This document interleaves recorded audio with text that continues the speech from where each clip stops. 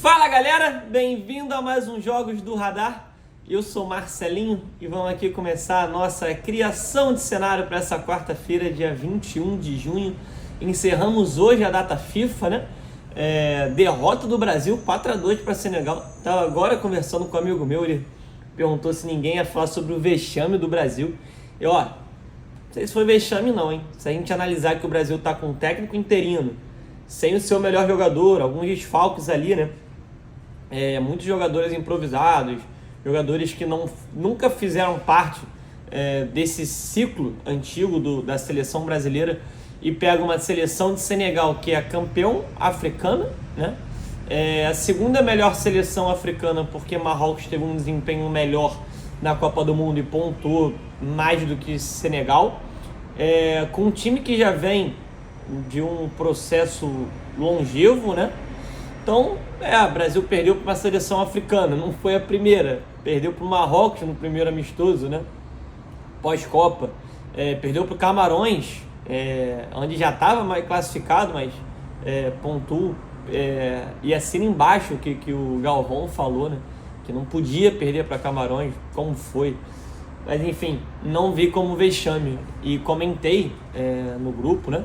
Pela velocidade do jogo, seria um jogo bem interessante para a gente trabalhar o mercado de gols, e a gente conseguiu trabalhar aí quase que os 6 gols da partida, né? O 4-2.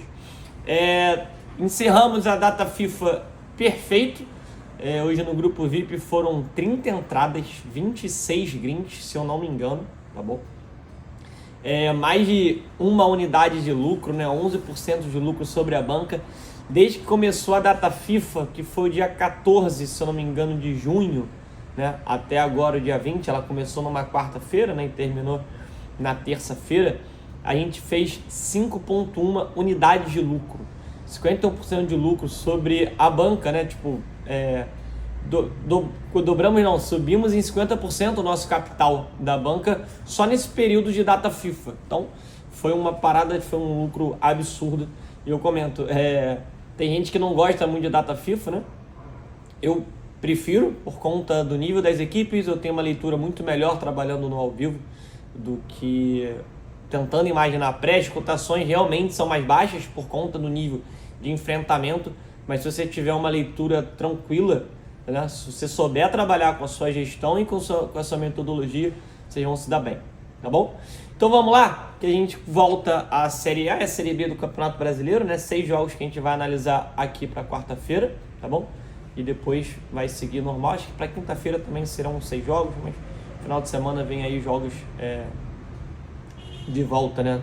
Dos campeonatos, tá bom? Quem não é inscrito no canal ainda, se gostar do vídeo, no final do vídeo, quem gostar, dá o like pra gente, tá? Quem não segue a gente, segue aí, ativa o sininho, compartilha com os amigos pra ajudar a gente a crescer, tá bom?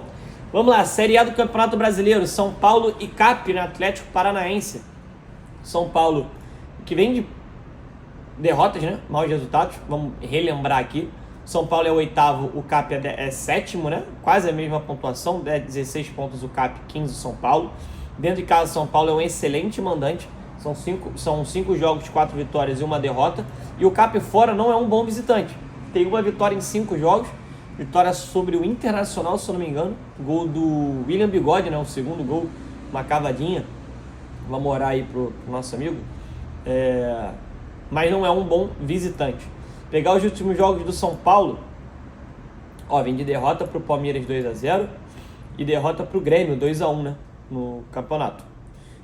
Dentro de casa é a derrota para o Palmeiras, bateu Tolima, um jogo bem tranquilo. O Sport perdeu, né, dentro de casa, 3-1, foi ganhar nos pênaltis, bateu o Goiás e o Vasco.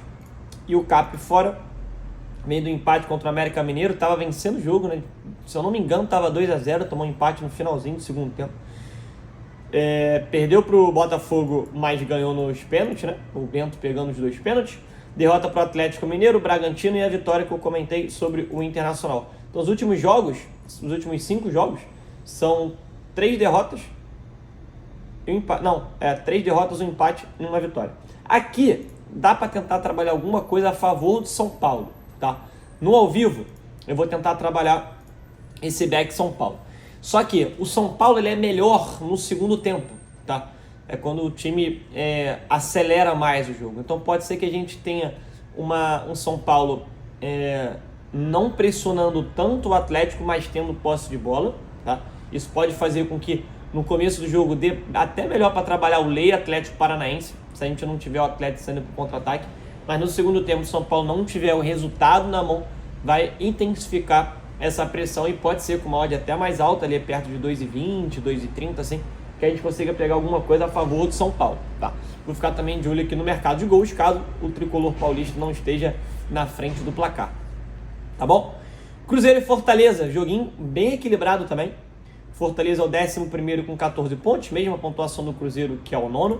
Dentro de casa, o Cruzeiro, 2 vitórias e 3 derrotas, não é um bom mandante. Fora de casa, o Fortaleza tem 1 vitória, 2 empates e 2 derrotas. Nos últimos jogos do Cruzeiro, teve um empate contra o Bahia 2-2. Vou pegar o recorte dentro de casa. Olha isso, ó. Perdeu para o Atlético Mineiro, perdeu para o Grêmio, perdeu para o Cuiabá e perdeu para o Fluminense. São 4 derrotas seguidas sem fazer gol. E só bateu o Santos 2-1. O Fortaleza fora. Perdeu para o Botafogo. Aqui o Estudiantes de Mérida não vou nem contar. Perdeu para o América Mineiro e perdeu para o Palmeiras na Copa do Brasil. Né? Foi Copa do Brasil. E empatou com o Grêmio 0-0. Então, ó, 1, 2, 3, 4 jogos também sem fazer gol. Jogo bem complicado. Aqui eu vou tentar no começo do jogo trabalhar o Lei, equipe do Fortaleza, tá? Se o Cruzeiro começar muito bem a partida, tá bom? Não preciso trabalhar o back Cruzeiro aqui. É só ir do Fortaleza abaixo de 4, me interessa. Não é uma cotação ruim para trabalhar ao vivo. Quem é Panther, né? Quem gosta de fazer aposta pré, se vou pegar dá para pegar um Cruzeiro com empate e um São Paulo empate anula, já dá uma cotação interessante ali próximo, ou até mais que 1,5, tá bom? Empate anula do Cruzeiro aqui pode ser interessante também, mas não é garantido o Cruzeiro vencer o jogo, então pode ser que o empate anula para vocês e o com empate seja mais interessante, tá bom? Às 8 horas, Santos e Corinthians, aqui é um jogo muito truncado, muito difícil para bolar alguma coisa. As duas equipes vêm muito mal, tanto no campeonato quanto nas Copas, né? O Santos foi eliminado da Sul-Americana, não vai ficar nem em segundo. O Corinthians já não se classificou para a Libertadores e corre o perigo de nem se classificar para a Sul-Americana. Tá? Se eu não me engano, o Liverpool está na frente do Corinthians. Tá? Posso estar falando besteira, mas acho que tá. No Brasileiro, o Corinthians é 16º, está perigando também contra o rebaixamento. E o Santos é o 13º com 13 pontos e está tendo muito protesto lá na Vila Belmiro. Dentro de casa, o Santos tem 2 vitórias e 3 empates. Ainda não perdeu, mas vence pouco. Fora de casa, o Corinthians tem 5 derrotas. Eu quero ver só os últimos jogos entre eles. Ó, Santos 2-2. Santos e Corinthians venceu 1-0. Santos em casa venceu o Corinthians 1-0. Teve um 0-0 e um 4-0. Então, os últimos 3 jogos do Santos na Vila, uma vitória para cada lado e um empate. Aqui é jogo para o Lei, pior equipe em campo, tá? Mas pode ser difícil trabalhar esse jogo. Pode ser bem difícil trabalhar esse jogo. Mercado de gols. Acho que seria melhor se alguém estivesse na frente do placar, né? Para ter o desespero. Um 0-0 pode ser truncado. Mesmo a gente tendo vindo de um 2-2, são só 2 jogos de over goals, né? Os outros 3 não. Vamos ver. Acho difícil prever alguma coisa aqui, tá? Fluminense e Galo. Acho que é o melhor jogo aqui do dia, né?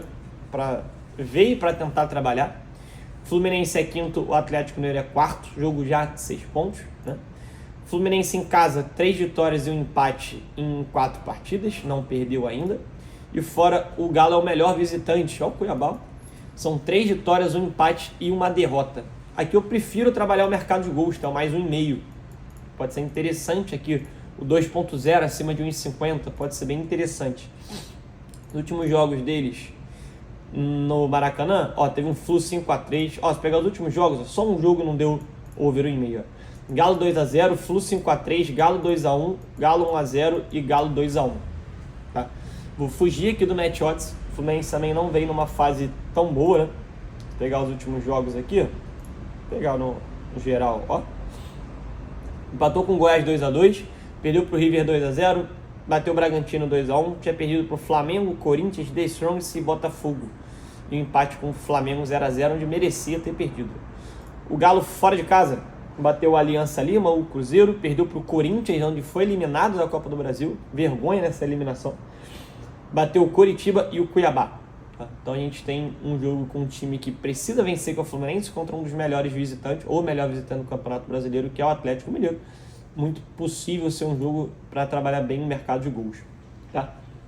E no último jogo da Série A, Bahia e Palmeiras. O Verdão é o único invicto, né, do campeonato, ainda não perdeu.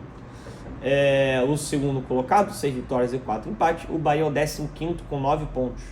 Dentro de casa, o Tricolor tem 1 vitória, 2 empates e 2 derrotas. Fora de casa, o Palmeiras, 2 vitórias e 3 empates. Aqui com essa cotação de 4 do Bahia, dá para trabalhar o ler a equipe do Bahia se o Palmeiras começar numa marcação muito forte, tá bom? Lembrando que o Palmeiras tem alguns bons desfalques. Da seleção brasileira, de cara, Everton, Rony e Rafael Veiga, né? Se eu não me engano. Tem Piquerez no Uruguai, que joga agora contra Cuba.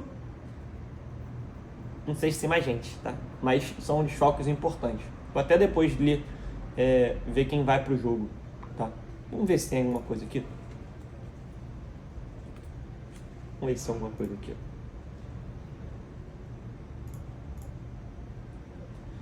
Cadê? Palmeiras. É melhor ter colocado o nome direto. Opa, foi pra seleção brasileira. Palmeiras. Dá pra ser? Não? Vamos fazer o mais rápido.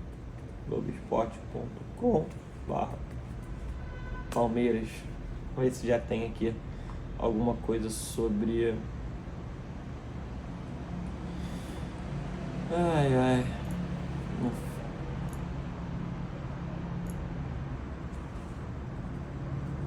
Globoesporte.com/Palmeiras. Esse agora entra. Deixa eu ver se é alguma coisa aqui da escalação já. Quem foi pra... Cara, impressionante. Minha internet ela é boa pra caramba. Mas aqui quando abre junto com a tela... difícil. Depois eu boto pra vocês lá qual vai ser a escalação do Palmeiras. Trava demais aqui. Depois eu boto pra vocês. E na Série B a gente tem CRB e Ituano. CRB que trocou agora o comando técnico, né? O Daniel Paulista voltou pro CRB. E o CRB venceu o Ceará fora de casa. O último jogo foi 3-1. Aqui, ó. Vem de 3 vitórias seguidas. O Guarani fora, Mirassol em casa e o Ceará fora. E o Ituano... E o Ituano fora vem de vitória para cima do Botafogo, mas vem de 4 derrotas. Vitória, Vila Nova, Criciúma e Guarani. O CRB está começando a subir, né, por conta dessa troca, é o 14º, e o Ituano é o 13º. Aqui dá para ficar de olho num back a equipe do CRB, tá bom? É isso. Eu vou botar para vocês lá no grupo VIP, vou soltar no Free também, qual vai ser a melhor entrada aqui no jogo do Palmeiras, tá? Pode ser realmente com esses desfalques todos, que não seja tão interessante trabalhar o Lei Bahia. Bom, ainda mais para pré. No ao vivo, se o Palmeiras começar muito bem, sim, mas de pré já imaginar um Palmeiras bem agressivo com a quantidade de desfalques pode ser complicado. Beleza? Quem gostou do vídeo, segue, dá o likezinho aí, segue a gente, quem quiser fazer parte aqui do nosso canal. E tem, obviamente, na descrição do vídeo o link para entrar no nosso grupo VIP, para entrar no nosso grupo Free também, se quiser fazer um teste lá, tá bom? É isso, a gente tá de volta. Abraço!